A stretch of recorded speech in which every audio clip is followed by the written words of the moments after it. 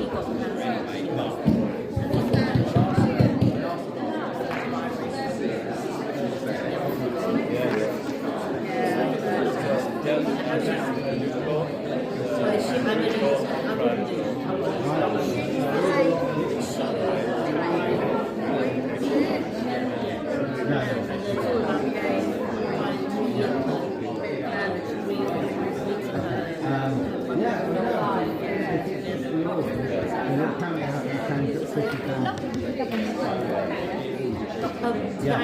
I speak a little bit enough to get by there. I'm more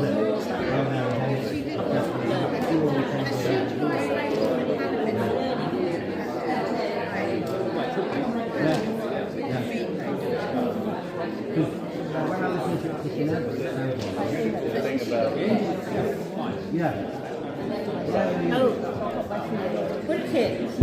I got my prefix badge taken away from me by the headmistress. In the assembly, there's arts education school in Tring.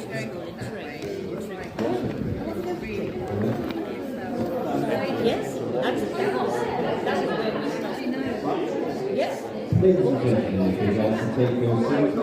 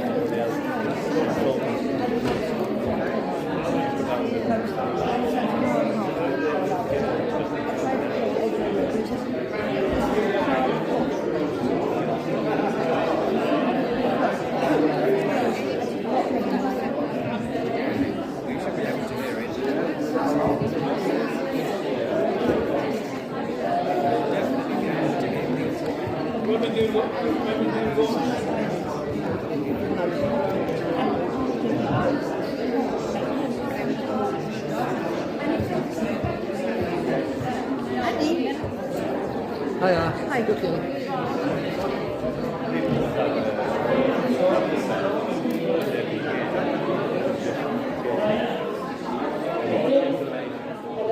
Hello, can you hear me?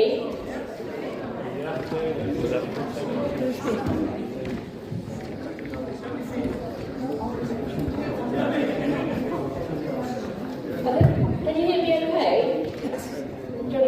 We're going to be running a few minutes late, but I think we need to kick off. The problem is there's so much information that we go through that we will end late. We don't really want to end late. So if anybody's out there that can hear me, is joining, can you come in now to get your tea, coffee?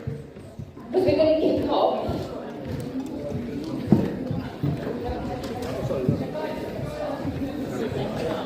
So welcome everybody to the Roadshow, the Lawful Remedy. It's great that you've managed to get here. You all come far. Who's local? Hands up if you're local. Oh, you're local. You're not local. So there's a few, and the rest of you aren't local, so you've travelled far to get here, which is great. So I'm Karen Dodd from the Freedom Network, and I'll list through who these gents are. So what's happened today? And Jill, in a second. Housekeeping. Richard told me to do the housekeeping bit. So toilets are down there out to the right, and that's all I know really. Fire exit is out there, the way you came in. Walk, don't run. Follow the lighting. Yeah, you've got park, but you're coming down. And so we're going to break. We'll try and go on schedule, but with these days, there's so much, as I said, we've got a lot of us today, and there's a lot of information. So we're going to have an intro with Richard in a second, then we're going to have a question to about 11:15, questions from the audience. Then we're going to break, then we're going to have Chris Coverdale is going to give us a presentation, more questions, then Pete the Hat, then we're going to break for lunch about 1 o'clock, and then David Adelman will present, we'll have a bit of role playing, and then we'll end the day with Gunson. And it'll be a similar setup tomorrow on Sunday, and we're joined tomorrow by, who's joining us tomorrow? Allegedly Dave and somebody else. Yeah, they'll be here. There is somebody else. I can't remember who it is. Anyway, so who do we have on the panel? We have a vacancy over here, and another vacancy over here, and then we have Tony Rose, who will just give us a wave. We have Sovereign Lee. We have, I'm not sure who this chap is. We have Chris, well, I'm putting that in. We have Chris Coverdale. Peter Nash. Adelman. And Paul Gunson. And so if you have questions, obviously, you know, you're going to ask you to put your hand up. There's a microphone here, so if you come to the stage, perhaps actually, or come to the microphone so we can hear you, everybody can hear you. I am recording it very, very crudely, I'm afraid. It's just my phone, but it's to get the information out. And that will be uploaded to my little channel, Wise Women Weekdays. So if you want to see the footage, go on to Wise Women Weekdays. So with that, I'm going to hand you over to the amazing Richard Vobes to take it away. Over to you, Richard Vobes.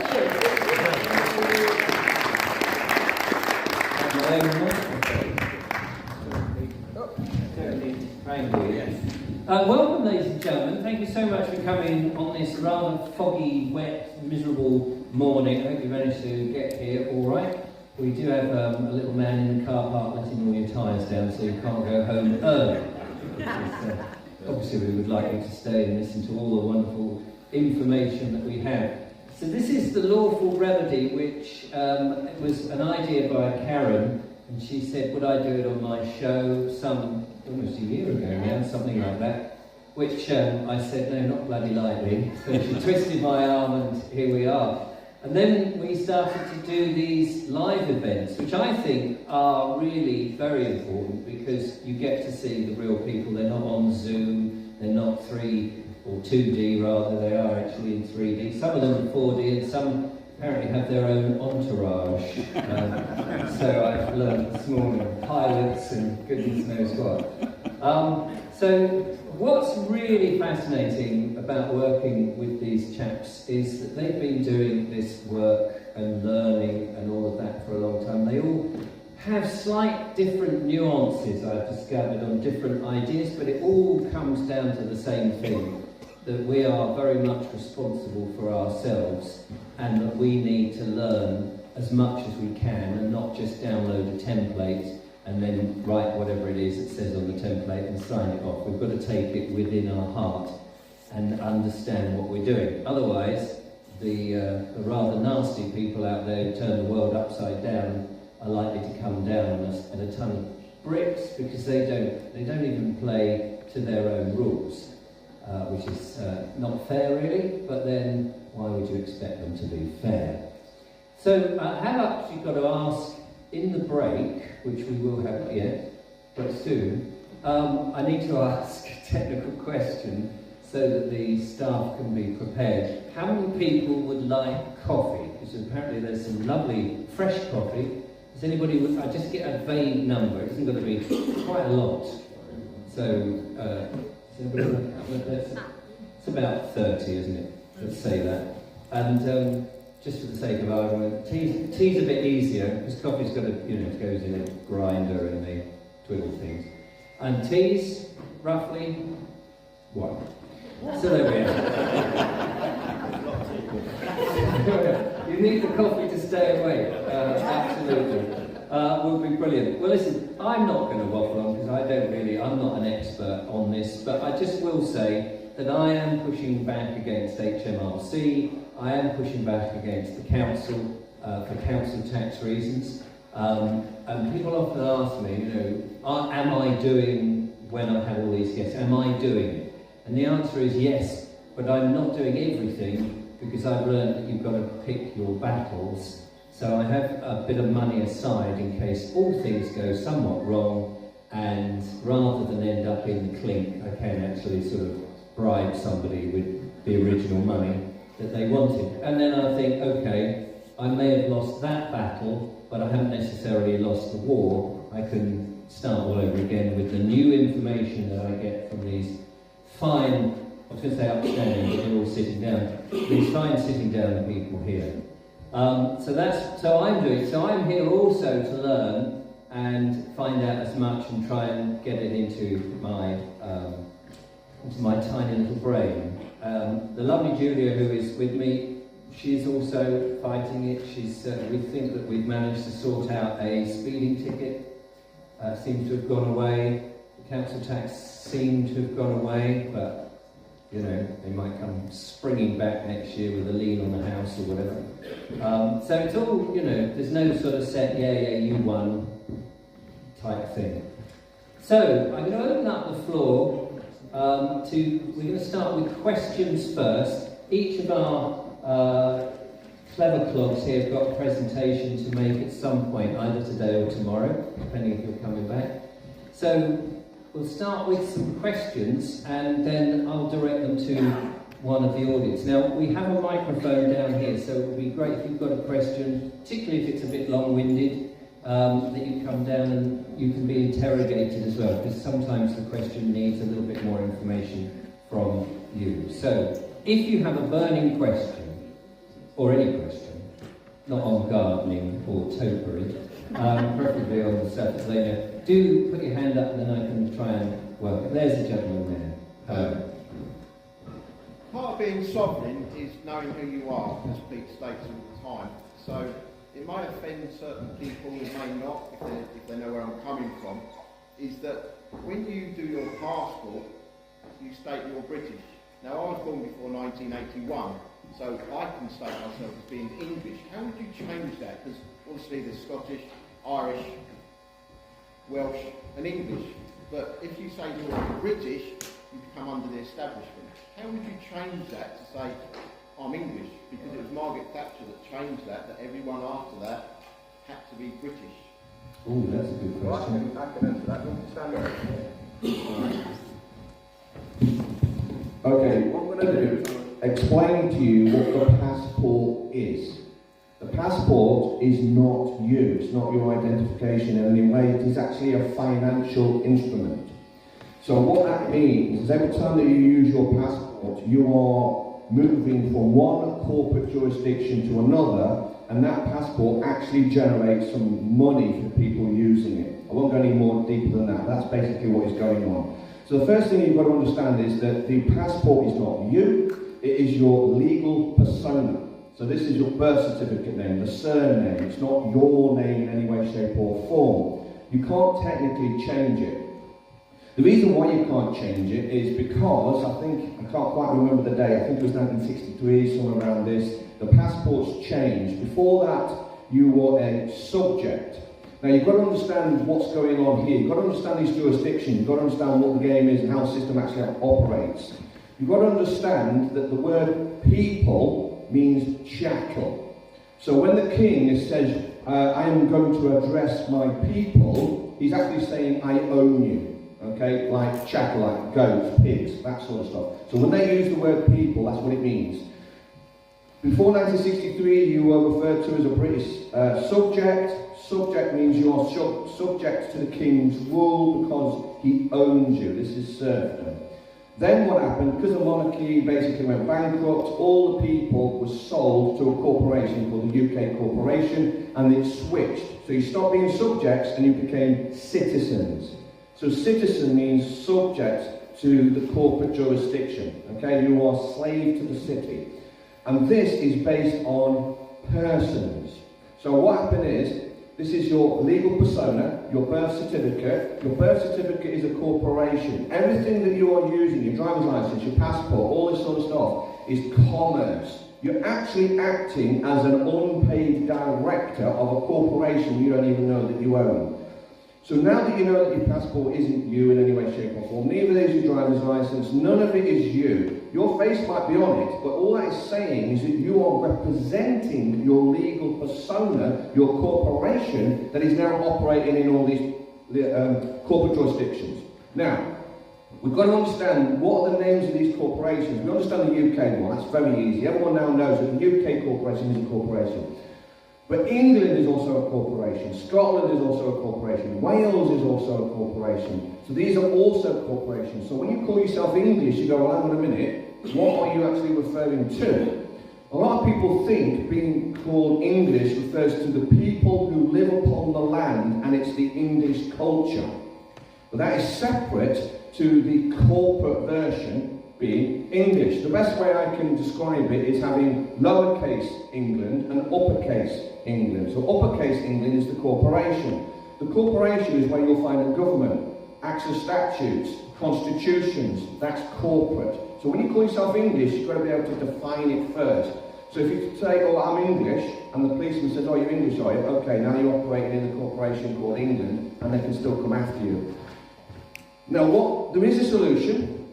The solution is, once you understand how the game is played, and I don't want to carry on talking too much, but what you actually do is you just treat a passport as your legal persona document, which operates within the legal system, but then you capture it, so you take control of it.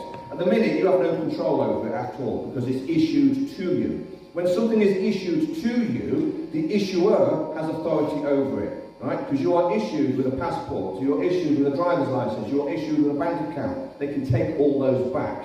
But if you take control of the document, now you can play the game. So the way this works is you create your own estate.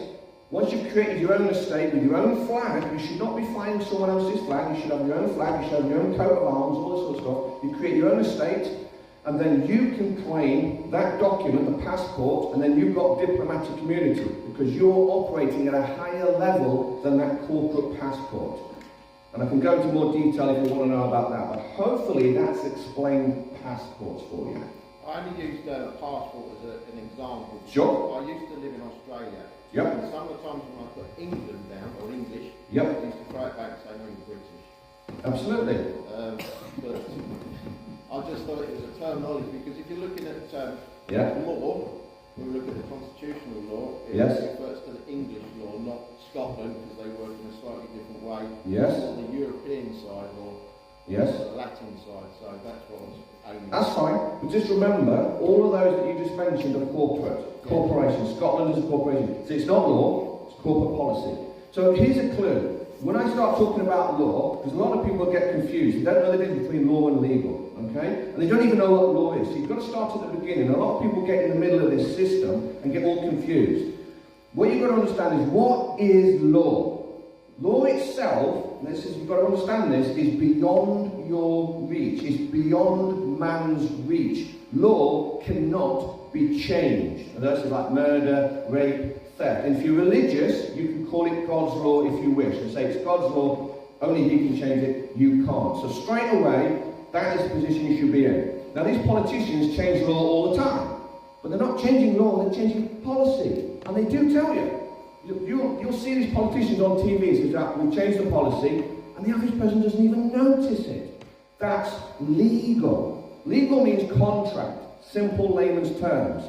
Anything in a contract can be changed. So if you get pulled into that legal jurisdiction, which everyone in this room, you're being pulled into that, then these politicians can change the law within that legal contract. That's what's going on. So when the policeman says, oh, you've done an illegal U-turn, you say, well, hang on a minute, under what jurisdiction? Under what contract? When did I agree to this?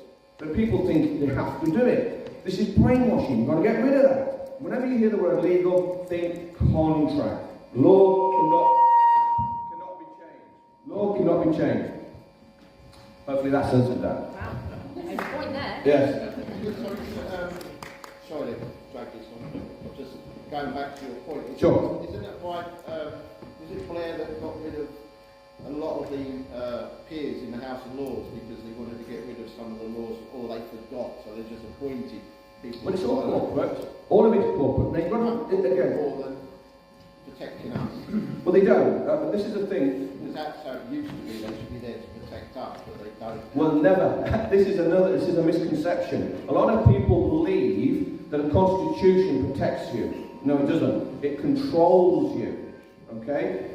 Now, a constitution, here's another thing you've got to learn, you've got to understand this, right? And this is a maxim of law. He who creates, controls. You've got to remember that. So when someone starts quoting constitutions, the very first question I ask is, did I write that constitution? No, I didn't. Is my signature on that constitution? No, it isn't. It's someone else's, okay? They control it. So what I try and educate people is if you want to keep your rights that come from you, don't go looking for them. There's no such thing as constitutional rights. There's only constitutional privileges. If you follow a constitution, if you accept someone else's constitution, it makes you a constitutor, it makes you the debtor, it makes you low down. The person who wrote the constitution has control over you because they can amend the constitution. It's like the Americans. If you ask the Americans, do you have the right to bear arms? They say yes. And they say, why is that? They'll quote the constitution. They've lost the game. You're supposed to say, because I say so. I have the right to bear arms. It's not because the Constitution says so. So the Constitution is basically corporate policy. That's all it is. Whenever you hear the word Constitution, think PMA, Private Members Association. America is the easy one. America is one giant PMA. It's a corporation, it's got a president. They're even telling you this. They're telling you you've got a president. It's a corporation. The Constitution is policy of that corporation. Okay? So a lot of this stuff, Houses of Parliament is a private corporation. Parliament is private. UK corporation. UK is private. These are private corporations like McDonald's. They have no authority in any way, shape or form. That's why I don't play that game. That's explained it. Cool? No worries. Thank you very much, Pete. Let's take another question, if we may, from the audience. If anyone's got a question. Down here in the front line. Just a quick one. So, from what you just said, the PMA, the Private Members Association, assuming we can create our own PMA? Yes. Okay. How do you go about it? Do you want to answer that?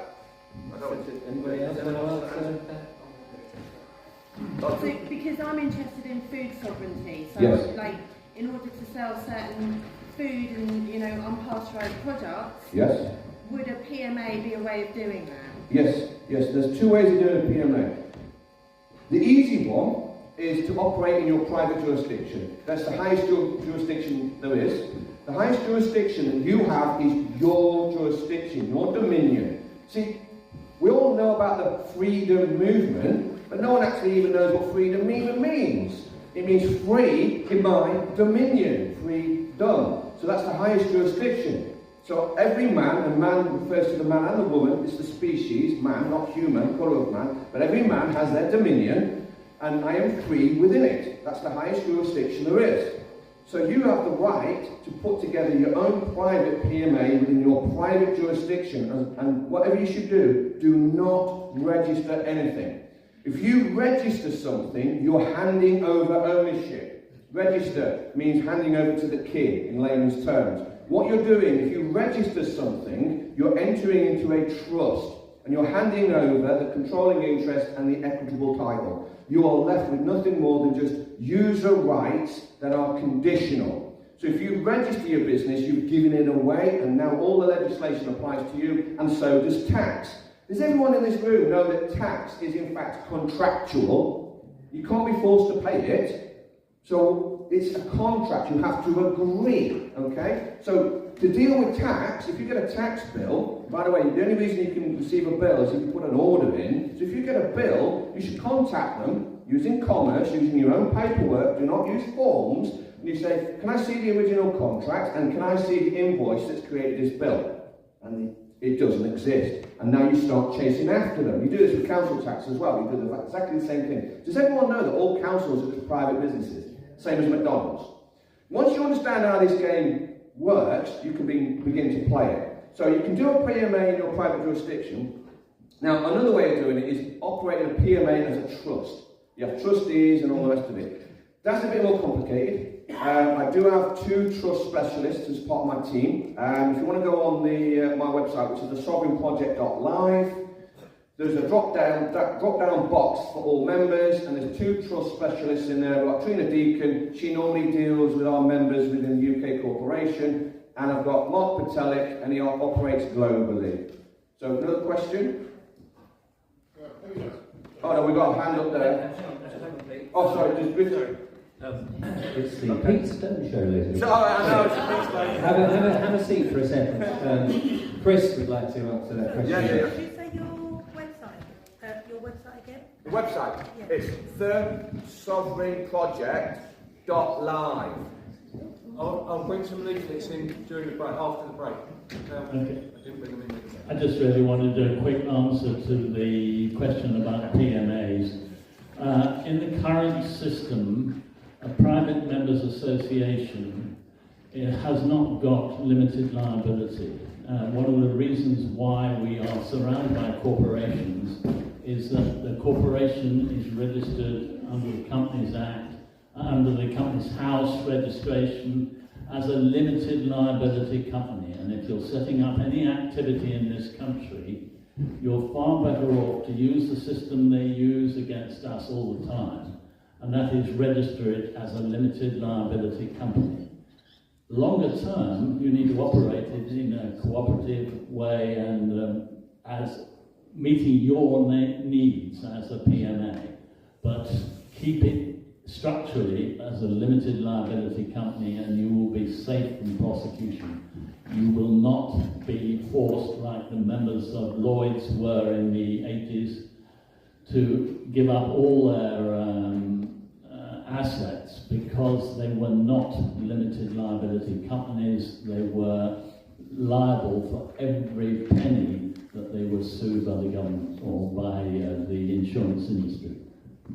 Does that mean that then if you set up as a limited company you're going to be having to pay taxes on all your stuff, whereas if you were in your own private domain you'd be, well, in theory, relatively free?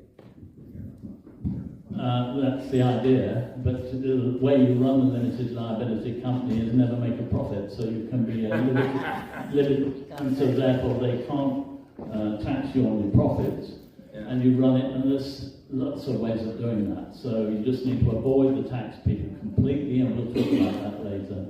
And you don't need to, but the important bit is set yourself up in their system with their protection. You've got to be savvy in this game, haven't you? So, thank you. Does anyone else want to talk about private members associations or anything? No? Just checking that. Okay, let's go to another question. Was the gentleman over there wanted to ask a question? Thank you very much for all the being first of all. I love all of this. What it is, I've tried to say, I've got a bit of land, 3 acres. The problem is possible with the council. So what I wanted to do is put my land in a trust, a private trust, what I've spoke to that provides that to you. But every time I go to a lawyer, they won't do it because they have to register it under their licence. Right. So what do I do? Do you want me to answer that one? Someone want to jump in first? I don't want it to be the Pete Stone Show, but I'll go on that. Trust? Putting land into a trust, anybody? Pete? So the premise which I start from is slightly different to what you've heard so far. It's all about jurisdiction for me. Okay. So the soil and land of England is a living jurisdiction. The corporation side of it, which is the United Kingdom, has already been stated, but it's also England and Wales. That's what they call it. So you'll see that in the legislation, acts and statutes, England and Wales, England and Wales, England and Wales. It's not England. Right? So you have to declare your standing. And the way you can do that, you can create your political status and standing, but who are you going to send it to? A corporation. Why would you do that? So what I've got to the stage with is that you create a living will and you inform and you put it in a newspaper somewhere so that you're informing the public so it can be challenged, and you say, this is my living will, and you declare it. We use, it's a contract, right? So you have to put in, we use a delivery label because we're posting it to ourselves and we know it's been delivered, and we've got a copy which is unopened, and that's now outside of their jurisdiction.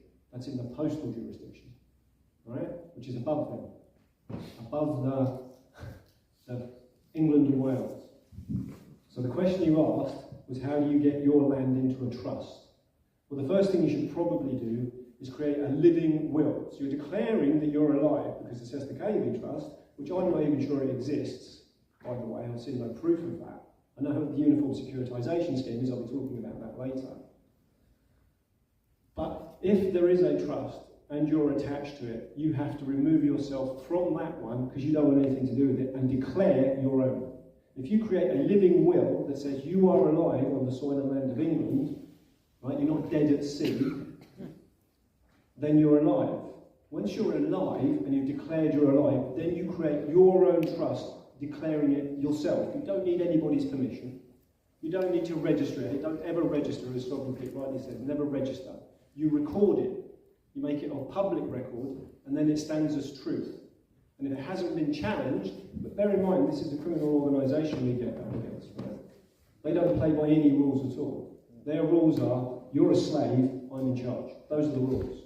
And they will use any means that they have at their discretion to make sure that you're kept in your place. So don't be under any illusion about that. You are not free. You have to declare yourself free. And it's also a spiritual conversation which is always missing for some reason, right? It's not religion, right? If you know anything, have you ever heard of Jordan Maxwell? Yes. Go look up Jordan Maxwell. Watch some of his material. Read his books even. Okay? You will discover that before we had Christianity, there were 15 other religions all based on the same story of someone raising from the dead and so on and so forth. Right? So forgive me, he says, if the 16th one doesn't make me feel like, yeah, that must be the truth. So there's religion, which is organised and managed just as much as anything else. And then there's the spiritual truth. Now, consciousness has no beginning and no end. Right? It just is. It's a deeper conversation. So you can call it God, you can call it the divine, you can call it infinite intelligence, or intelligent infinity, French Stewart once told me. But it's there, it exists, it's a realm, it's part of everything. It's the background on which everything else is manifesting. Right? So I stand under the divine.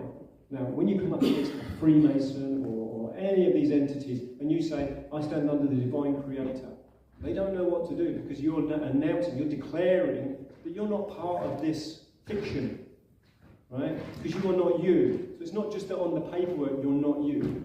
This vessel is not you. This is not your body. It's a body. It's not even your mind. It's a mind. But we're all connected.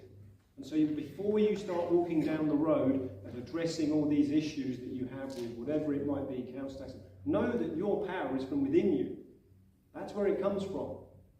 And if you resonate with that, if you look inside, that's where the answers are, then you can move forward. And whatever will attack you will have no purchase. All right? So to answer your question, I would say a living will, that's where I would start. My friend and I, John, we do that. We create a living will. And then I would create a trust. And then you put all of your assets within that trust. And as far as I'm concerned, because we also, it's under the divine creator, it's under the God, small g. Right? And that's who we're declaring that is in charge, no one else. Yeah, I tried to go on the land, as Pete said, the land register to deregister my property, and it's murder. Yeah, no, but I'm not interested in their systems. Their systems don't affect me because I declare something else, right? So they'll come at you with their legalese, and you go, but I've already declared this. I'm challenging you, well, prove that that's not true, right? And it's a paperwork game, do you see? The court isn't the court, that's a venue. The paperwork is the court. And if your paperwork is under the divine, well, you know, he's the judge. I'm not the judge. I can add to that as well. I'm just going to say the thing about putting your stuff in the paper. The light paper is very receptive to anyone who wants to put something in the public. I interviewed them yesterday, and because sometimes ordinary papers, newspapers, maybe a bit, you can pay for it. Yeah. I'm just saying the light paper, of course, is very much on our side, so they'll be very open to that, and of course it's a public paper. Okay, I just want to add to that, and one of the things is you say you own some land, you probably don't, unfortunately. Okay? Take a look at the deed that you have. You'll probably find your statutory tenant, or that you've got a deed to a lot. And you'll also find that your name on there will be like Mr. whatever. That's not you. You'll probably find that your name is all caps. That's not you. And also you've got to ask yourself who actually issued the deed to you. And this is the key thing that people need to understand. No one issued it to you. It's corporate. You've got to understand how a deed actually functions. A deed only has a value if there's a living, breathing man or woman swearing on affidavit that the deed is true. Okay? So if you don't have that original actual affidavit, then the deed you've got is corporate and it's literally worthless. And by the way, the deed that you have isn't for the land, the three-dimensional soil, the land itself.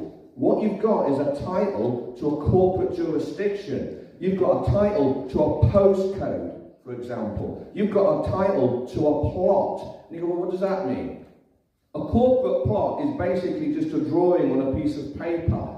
You bought that, the piece of paper, not the land itself. So your land is possibly not even claimed at all at this point because it's registered with the land registry. All of those titles in the land registry are literally worthless. They've got no value whatsoever, they're not backed up by an affidavit, and it's all addresses. See, the average person, again, this is stuff that you've forgotten.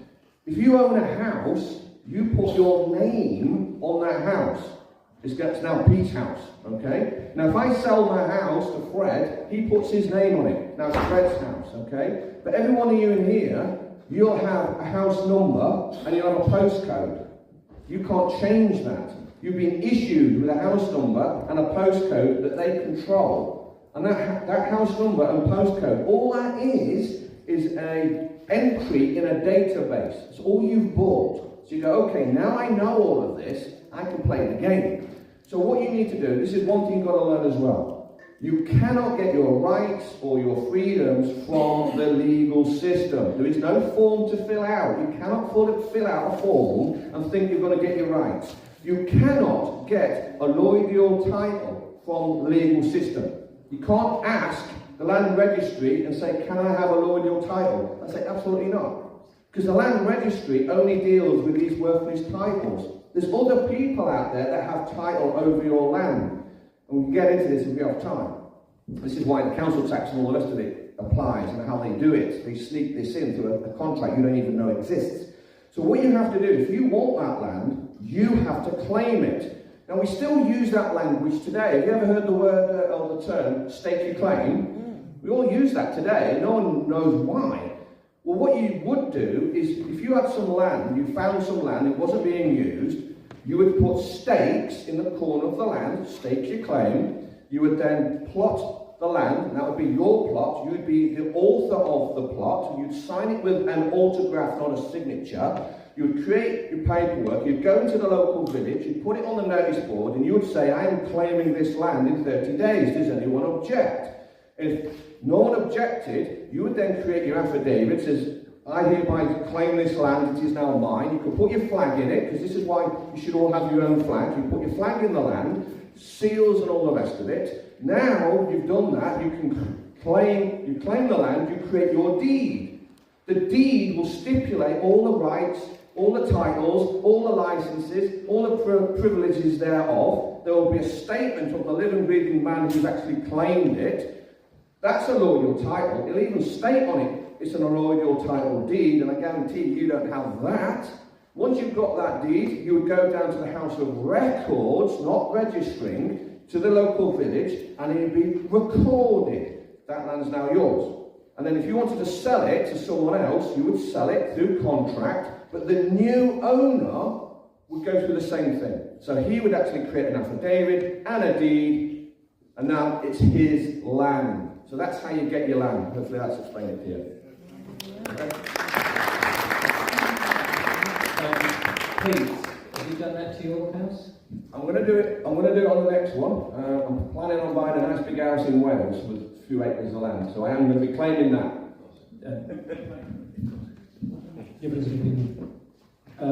So I'm not disputing that what he does works or doesn't work. Have you done it yet? Do you know anybody who's done it? We do.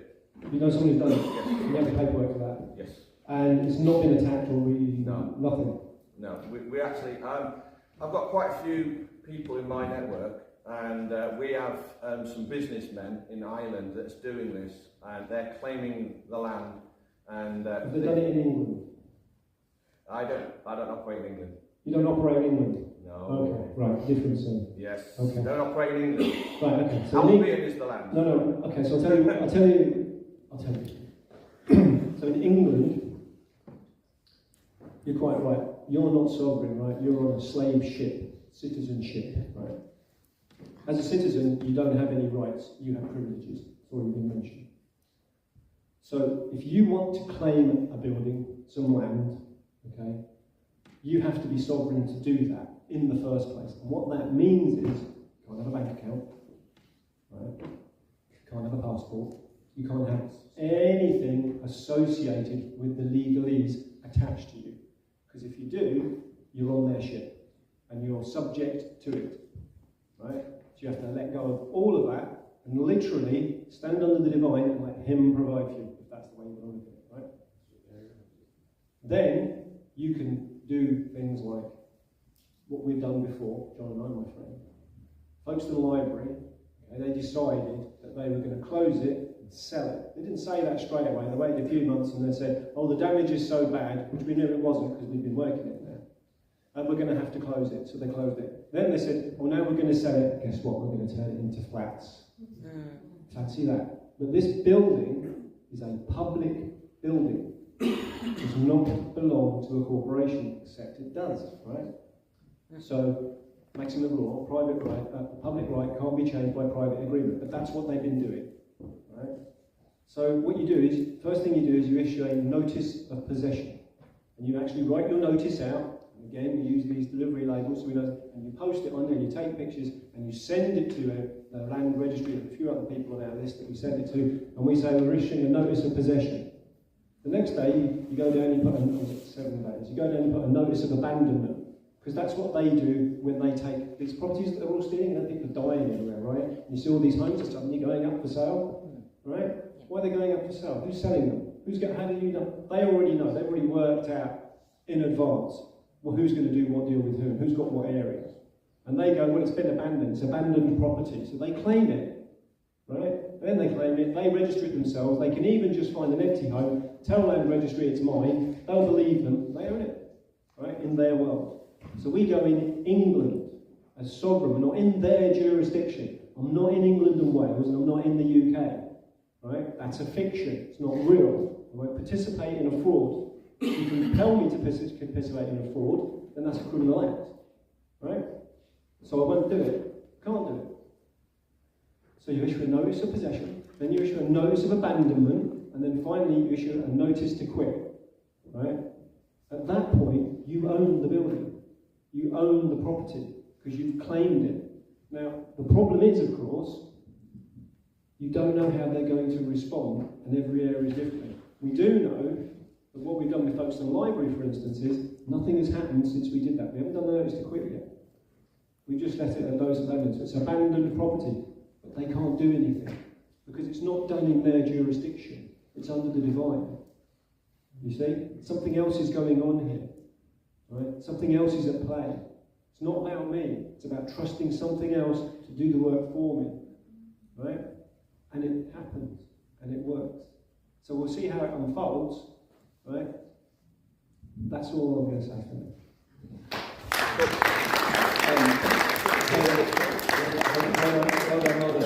You said about you've got to get out of the system, take away your passport, bank account. I'm not saying you have to. No, but, just so it's clear, because people make statements and then it's nice to know if the panellists themselves are doing what they say. So, do you have a passport? Are you in the bank? I have all those things. I'm not out of the system, right? I'm in the system, right? But I know someone who isn't, who is out of the system, that doesn't have any of those things. And so we utilise that, because he's a man. You understand? Not a citizen. He's a man. You've got to get the difference between a man and a woman. When you talk about children, you say parents. All this language that is used that's corrupted in order to control you. Right? You've got to get the language, you've got to start understanding the language a bit more and think about what they're saying. You go into a court because you're caught. Right? It's very simple most of the time. When you start thinking, every time you have a word, you think, what did that say? How many other ways can I write that? And what are those meanings? And think about what those differences are. That's what they're doing. They're tricking you. It's fraud. It's deceit. Okay? So I haven't done it, but I know someone who has. He's not on that ship. Right? And he's the one who does those notices because I can't, because I am on the ship. Right? But we utilise that because he's under the divine. Like, absolutely. He doesn't make any money other than what he gets from donations and support from people that support him. He trusts it to something else. So when he says a man, he's not mine. Well, we can choose to be in both. No, you can't. You can't? No, you can't. Not if you want to do certain things. If you want to declare you're sovereign, you have to be sovereign. That means you can't participate in any of the fraud at all. I'm not saying that you should do that. I'm just saying that's what needs to happen. Completely free and still in the matrix. As soon as you're participating in it, you're subject to it. It's as simple as that. Well, we're subject to it, but we have already declared that there are ways around what they're doing because they're all acting illegally. Sure, I get that my view is we extreme. We should have the choice. Yes. We're going, yeah. I don't think everybody. Sorry. No. I just wanted to say, I think there might be. I mean, if I was doing my show and this was my show, talking to a big wide audience, there may be people watching or sitting here thinking, "Listen, you're telling us to do such and such. That's the route. You haven't done it. You know a mate who has, or whatever." It's very difficult for people who are approaching this for the very first time, like this gentleman who just wants to put his land into a trust. And I know we're giving them the benefit, you're giving them the benefit of your amazing knowledge. But of course, they're putting a lot of trust in us here. And then if they go forward and they sort of copy it, but if the guys here haven't done it or aren't standing in their own ground, as it were, it's sort of, I don't know, do you as an audience question that? Yes. Well, Hang on, let's just listen to the audience for a second.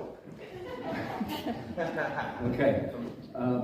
I'm just suggesting the destination, not the route. Yeah, I'm definitely not getting at the panel at all. It's just it's just trying to be absolutely as clear when somebody says something. This is the route. If they're not standing it themselves, it's very difficult to really. Yes, Tony. I just want to say, we're all here for the same reason, and that's to be free of Adelman, free in Adelman, right? Freedom. There's lots of different methods to use. I'm using the method of doing affidavits. It's taken me a long time. I've managed to get those affidavits notarised by a notary public, which is within the legal system. Right? But this is for my affidavit of status, my affidavit of lawful status, and an affidavit of ownership for my conveyance. Alright? Because I went through the due process to claim that. Once I've got those, having got those affidavits notarised, I then need to get them on the court file, my court file. Right? They're not allowing me to do it. This is what we're up against. We need to start working with each other, and we need more people to do these things, because people power is power to the people. Okay? It's very, very hard getting knocked back. Now, I deem myself sovereign, but I'm not, because I'm still in the system.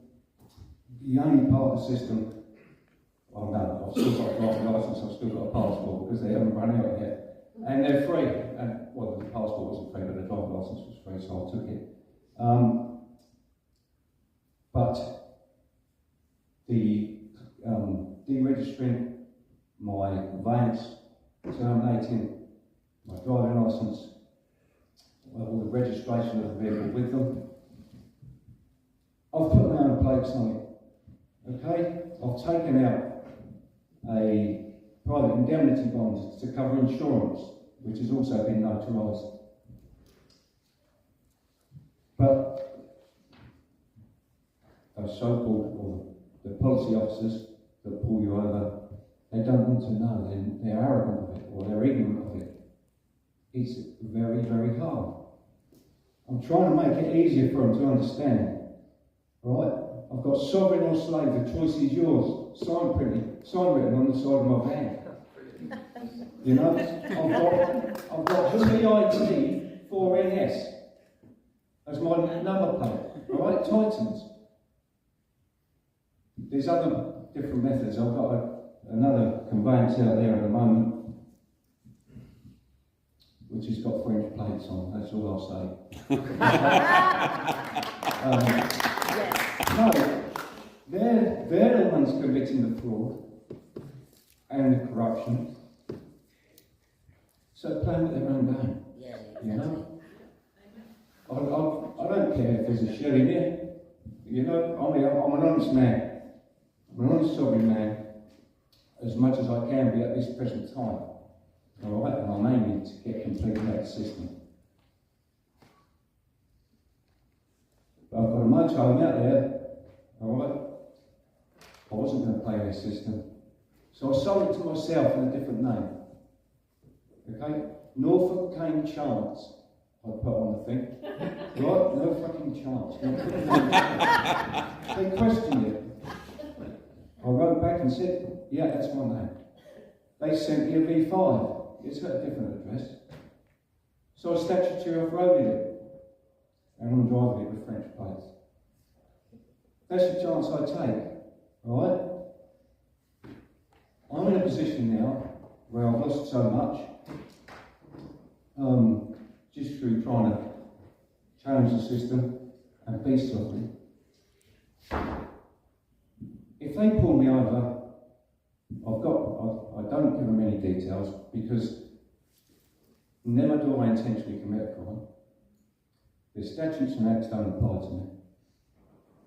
But I'll carry my affidavits with me, alright, the paperwork, etc., my indemnity bond, and I'll show them.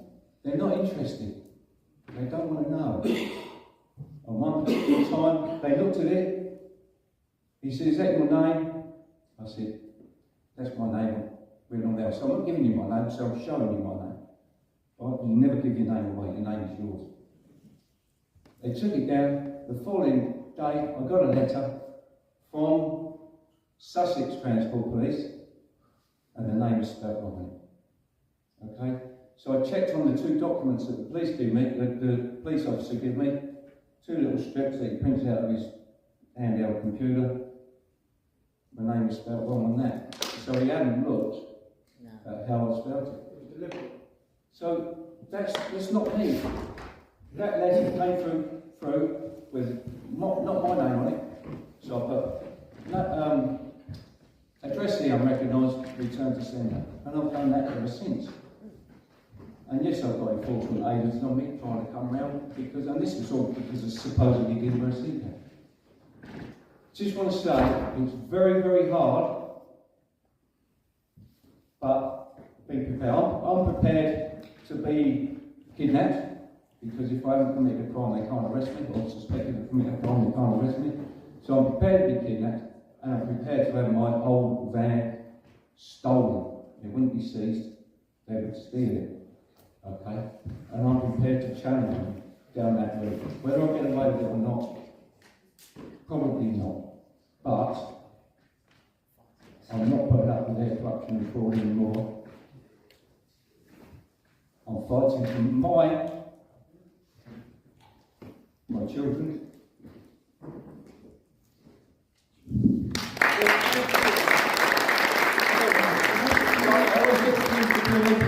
Right? And my grandchildren's freedoms, and that's it. Thank you.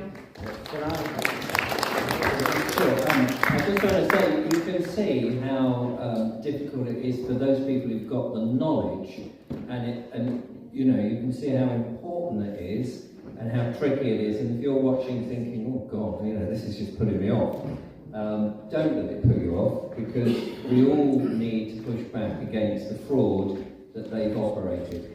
Which one first? David Adelman first?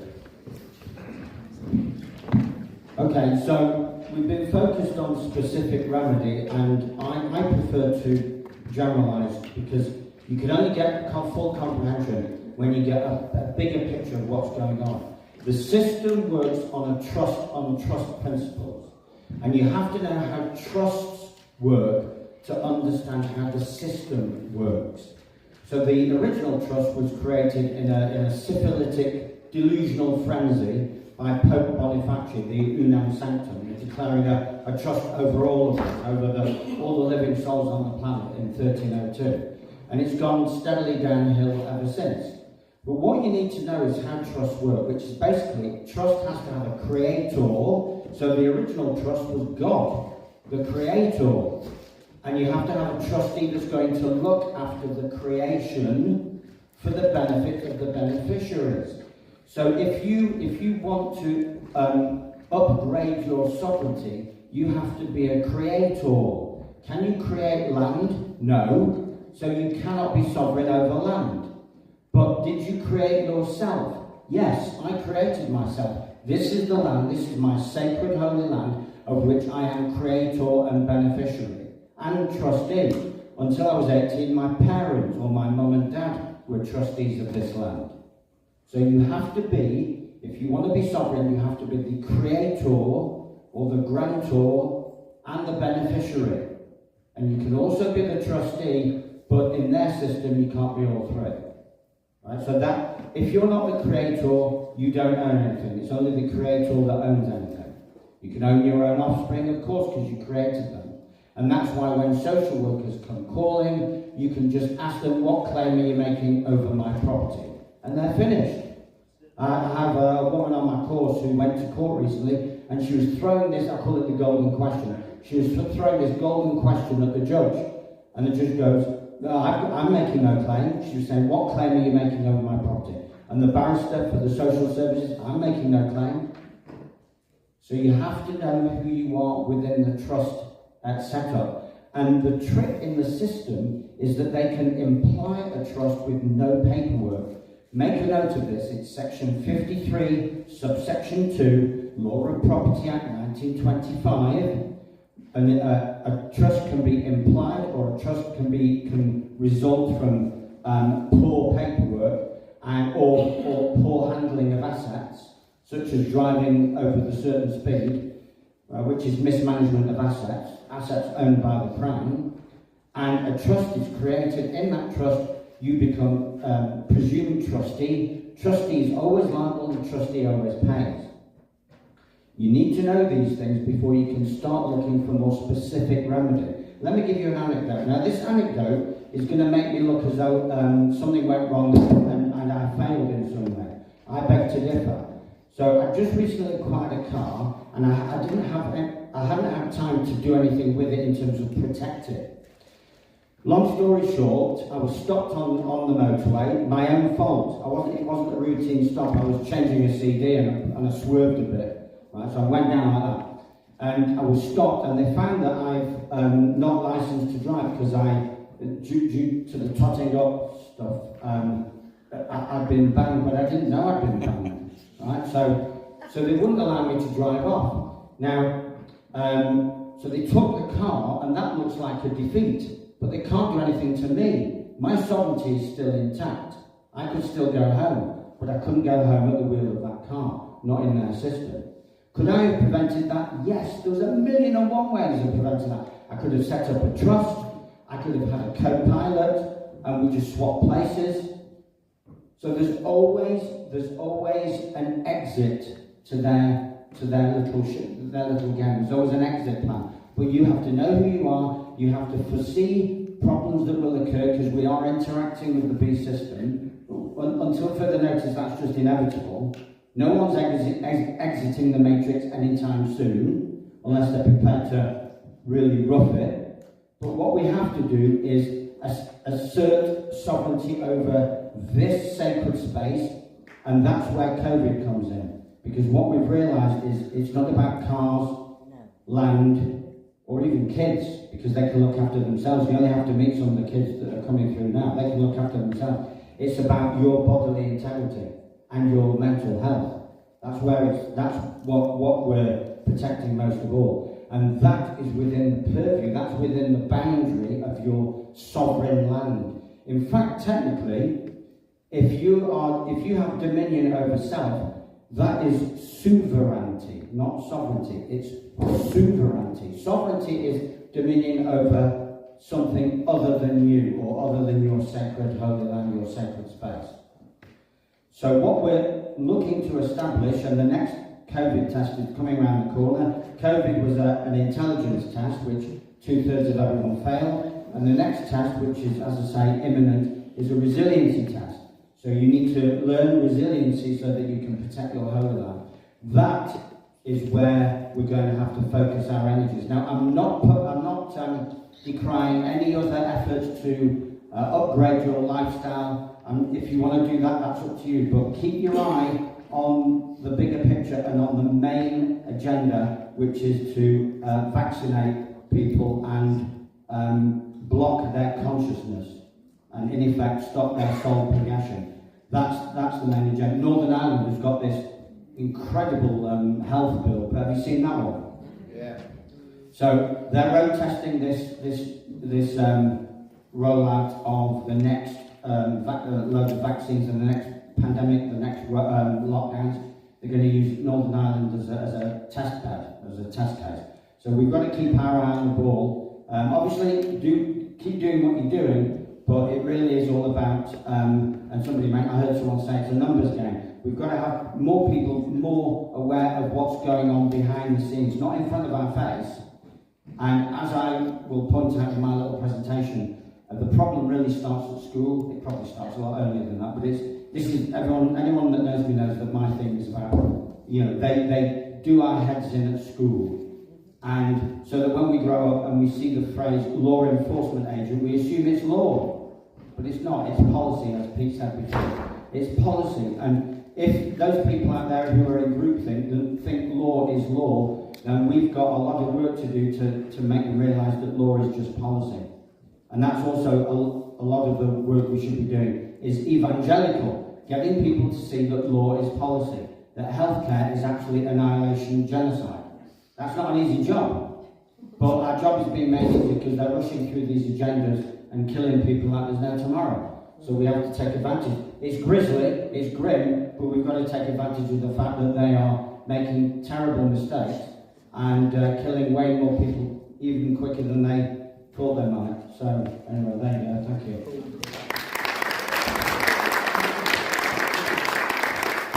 Now you can see our local clever bastards. Sorry, not clever.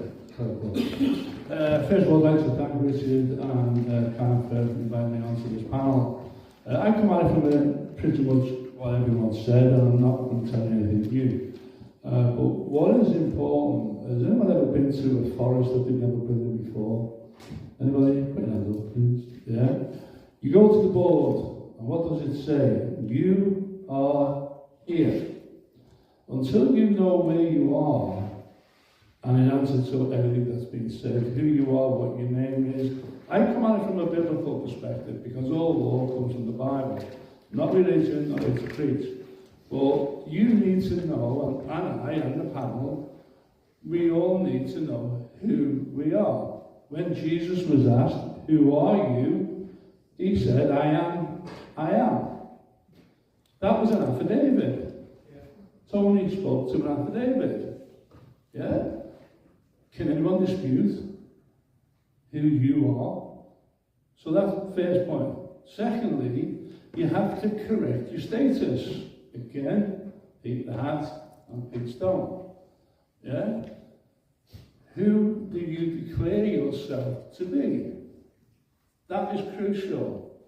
But the one common thing, and the reason why I kind of kept quiet, because I really wanted to see what these guys have said, because at the end of the day, until you know who you are, this is all futile.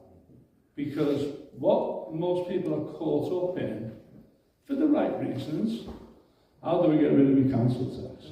How do we get rid of my PCM? How do we get rid of this? How do we do that? How do we do, what do we do? What's the piece of paper? I can talk to promissory notes. I paid my mortgage off with a promissory note. Is that the only way? No, it's not. They're all, if you think of all roads lead to Rome, all solutions, all options, all processes can get you results. But here's where we offer something slightly different. If you're playing a paper game, i.e. affidavits, notices, anything to do with the court, you're playing their rules. The real remedy is something called equity. And when you understand who you are and what you are, you have equitable value. Now, I can't remember who mentioned, I think Pete the Hat. the Sesquivic Trust. Right, this is not a trick question, but please put your hand up if you have possession of your birth certificate or something in that nature. Put your hand up. Pretty much most. Well, then you are a slave to the system. Yes. Because while you own that birth certificate, you are in their system. You must surrender or assign your birth certificate to somebody in equity. And in this case, this is where you can use the court. You can play their game. You assign the equitable value of your trust by surrendering your certificate, which pulls you out of that jurisdiction, as again Peter had mentioned. And now you stand the sovereign. You do have equitable value, and it has a fee. I've done my equitable value to the point that I'm learning that process. Are we fully there? No, we're about 85%. On your birth certificate, you will see a QSID number. I went into Fidelity when you could go into Fidelity. They now shut that door because they got wise. And I know that my QSID number attached to my birth certificate is worth £300 million traded on the stock market. And I've seen the ticket symbol and I've seen the value. Can I get access to it? At some point. But it must be in equity. And my analogy to this is this. Think of the Wizard of Oz. Who are the players? Dorothy, Strawman, Tin Man, Coward, Wizard of Oz. Yeah? What's the yellow brick road? Gold. Gold has always been the driving force of all of this. First thing that God identified to Adam in the garden, the gold's over there and the onyx is over there. So commerce was brought in from the get-go. And that's the game we're playing. Okay, but here's the key. And again, I'm not going to repeat what these guys have said because they've all said pretty much similar things. The straw man, coward, no brains. How did he overcome that? He was issued a certificate. Right? So he was brought right in, thought he'd had the solution. What was the Tin Man about? Tax number. There's your second clue. We all have a tax number. That also has an equitable value. The lion, cowardly lion, sadly, if I were to ask you now in honesty, which one of those three characters are you? And this is not an insult, I just know people, been a mental health coach for 25 years. You are one of them, or you're a combination of all of them. Because the biggest problem that we have, and I include myself, is fear. And this is the way that they get us. They cause fear. The letters, the knock on the door, the bailiff, the police officer. Yeah? But here's the thing you need to know. Going back to that, map in the forest, you need to know where you are and who you are, because the answer is in you. Because when you know who you are, what you are, where you are, when you are, and how you are, you, like Dorothy, always had the answer. The power was in her to go home. And the power is in you to get the solution. But you've got to put in the work. If I were to ask each of these guys how many hours and days and weeks and months they put in, I would imagine you've probably got about 200 years of people. I started my journey through the Bible 40 years ago. I came across equity about 6 months ago. And what I've come to learn and know is your real remedy, if there is a silver bullet. It is equity. But you have to go on that learning journey, because if you think you want to get into that game and you still don't know who you are, then you're going to run up against all of the problems that you're already alluding to. So, yeah, thank you very much for your time. Thank you very much.